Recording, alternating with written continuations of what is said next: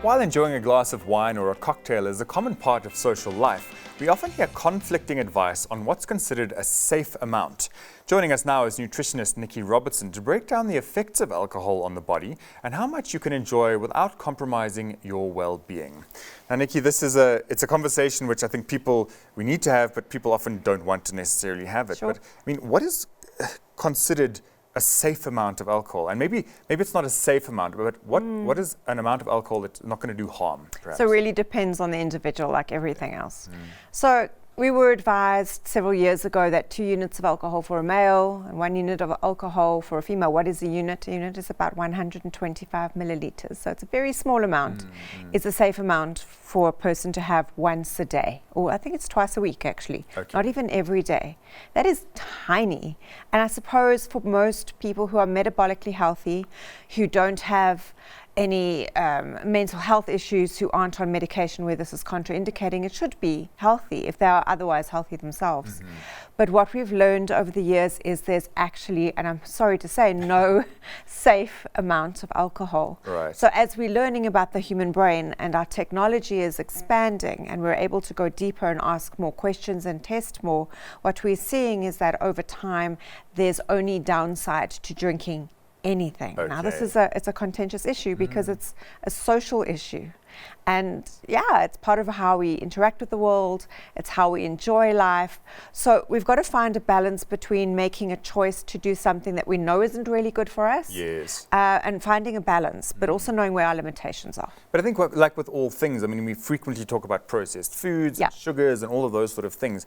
I think it's maybe a little bit extreme to say cut it all out, because there are little pleasures of life, and perhaps you could justify that there's an upside to the dopamine reaction or the pleasure centers or whatever, but cutting it all out may be very scary to some people. So while I'm all for pleasure, everything, I really believe everything, moderation is such a broad term actually, because what's moderate for me might not be moderate for you. But I really do feel that if you're a healthy person and you're not drinking to forget life's problems and you're not drinking to get drunk, why not have a glass of wine with a meal with friends?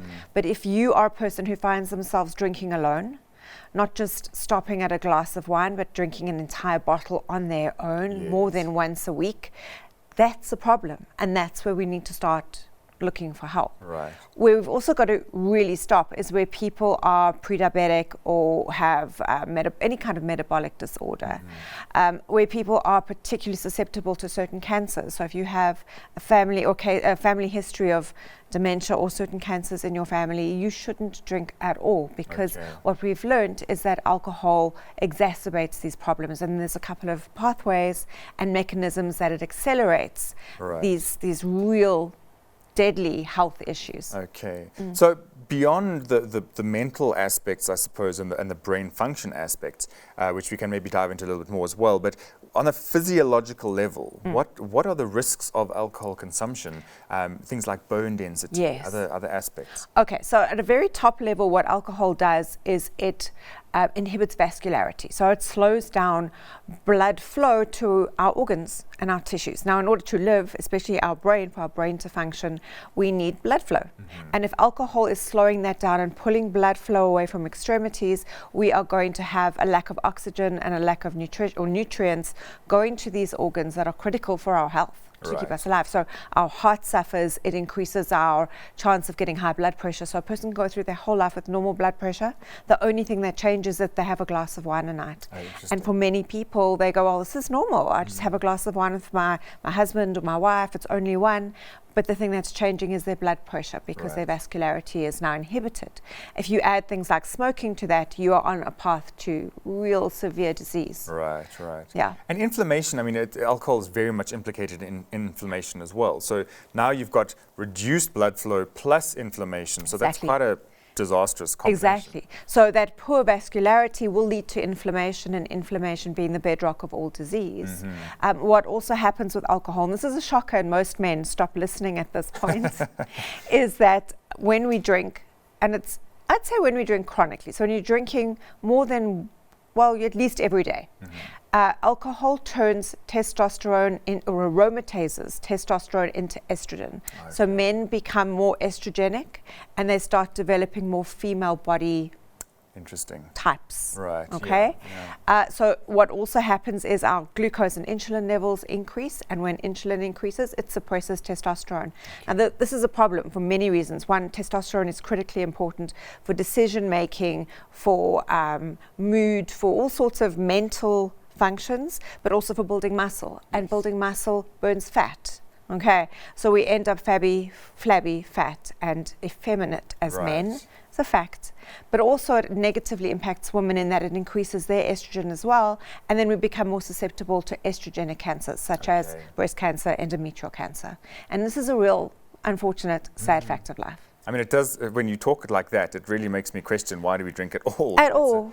It's fascinating how we, as a society, the tendency towards the alcohol, because of, as we mentioned, the social side of things, it's such a pull. But Nikki, the other thing that is very important as well is the gut health. Yes. I mean, alcohol constantly going into your stomach is not going to be doing any favors to your gut. Tell us about that. So it destroys the healthy bacteria, and it breaks down the membrane in the gut that tells the body what is an invader and what should be excreted, so what is good and what is bad.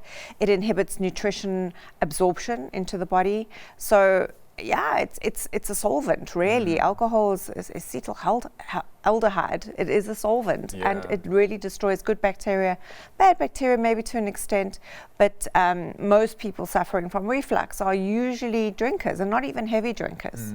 So it disrupts everything from saliva production all the way through. It is dehydrating, so that affects the gut, but it also affects the brain. It affects everything. I mean, it's interesting because a lot of the stuff comes back to the brain. So you've mentioned it right now in terms of the dehydration. We know that the gut is the second brain and the implication there. Yes. You've spoken about testosterone and that linked to cognition.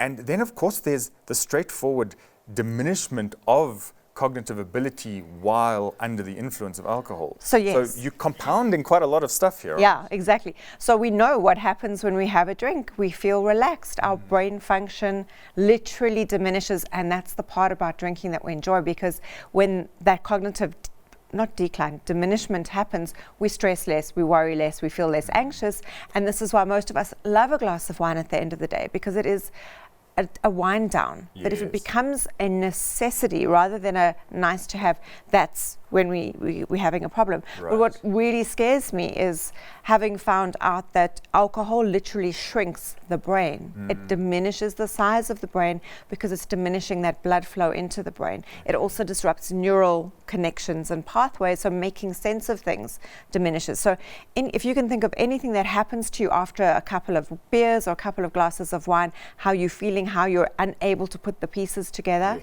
over time this just becomes your normal. Brain fog, inability to recognize people, inability to just make common sense of everyday life functions.